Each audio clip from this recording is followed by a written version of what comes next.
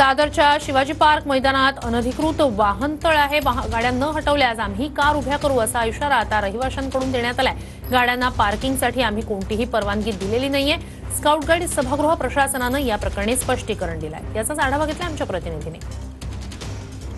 मुंबईतील ऐतिहासिक छत्रपती शिवाजी पार्क मैदानामध्ये वाहनतळाचा मुद्दा चांगलाच तापला आहे। गेले काही दिवसापासून या मैदानावरती मोठ्या प्रमाणात वाहने उभी होत असल्याने स्थानिक रहिवासी जे आहेत ते संतप्त आहेत। विशेषतः स्काउट गाईड हॉलच्या प्रवेशद्वाराजवळ गाड्यांची मोठी गर्दी दिसून येत असून या ठिकाणी पालिकेने मैदानात वाहनतळ सुरू केले की काय अशी चर्चा देखील या ठिकाणी सुरू झाली आहे। या गाड्या पार्किंगमधनं काढल्या नाही तर आम्ही देखील आमच्या कार या ठिकाणी पार्क करू अशा प्रकारचा इशारा देखील स्थानिक नागरिकांनी या ठिकाणी दिलेला आहे।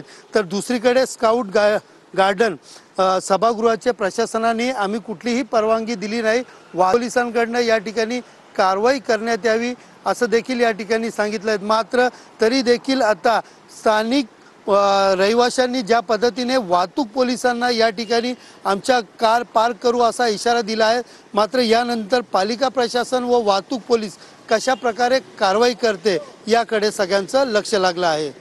कॅमेरा पर्सन गणेश रहाटेसह सुनील जाधव, TV9 मराठी, मुंबई।